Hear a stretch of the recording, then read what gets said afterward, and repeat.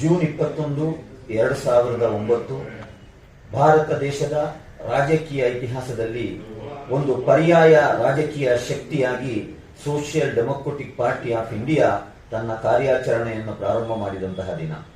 ಇಂದು ಈ ದೇಶದ ಶೋಷಿತ, ಮರ್ದಿತ, ಅವಕಾಶ ವಂಚಿತ, ರಾಜಕೀಯವಾಗಿ ಮೂಲೆಗೆ ಸೇರ್ಪಟ್ಟಂತಹ ಸಮುದಾಯಗಳಿಗೆ ರಾಜಕೀಯ ಸಬಲೀಕರಣದ ದೃಷ್ಟಿಯಿಂದ ಪಕ್ಷ ಪ್ರಾರಂಭ ಮಾಡಿ 16 ವರ್ಷಗಳು ಪೂರೈಸಿದೆ. 17ನೇ ವರ್ಷಕ್ಕೆ ಪಾದಾರ್ಪಣೆ ಮಾಡ್ತಾ ಇರುವಂತಹ ಈ ಸಂದರ್ಭದಲ್ಲಿ ನಾಡಿನ ಸರ್ವ ಎಸ್ಡಿಪಿಐಯ ಕಾರ್ಯಕರ್ತರು, ಹಿತೈಷಿಗಳು, ನಮ್ಮ ಬಂಧು ಮಿತ್ರರಿಗೆ ನಾನು ಶುಭಾಶಯವನ್ನು ಕೊಡ್ತಾ ಇದ್ದೇನೆ.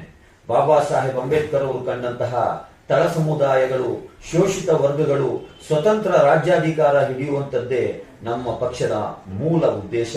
ಅದೇ ರೀತಿ ಹಸಿವು ಮುಕ್ತ, ಭಯಮುಕ್ತ ಸಮಾಜವೇ ನಮ್ಮ ಗುರಿ ಮತ್ತು ಹೋರಾಟದ ರಾಜಕೀಯದೊಂದಿಗೆ ಚುನಾವಣಾ ರಾಜಕೀಯದಲ್ಲಿ ತನ್ನ ಛಾಪನ್ನು ಮೂಡಿಸಿರುವಂತಹ social democratic party of India ಕಳೆದ 16 ವರ್ಷಗಳಲ್ಲಿ ಹಲವಾರು ತಡೆಗಳನ್ನು ಮೀರಿ, ತಡೆಗೋಡೆಗಳನ್ನು ಏರಿ ನಾವು ರಾಜಕೀಯ ಶಕ್ತಿಯಾಗಿ, ಪ್ರಬಲ ಶಕ್ತಿಯಾಗಿ ಹೊರಹೊಮ್ಮುತ್ತಾ ಇದ್ದೇವೆ.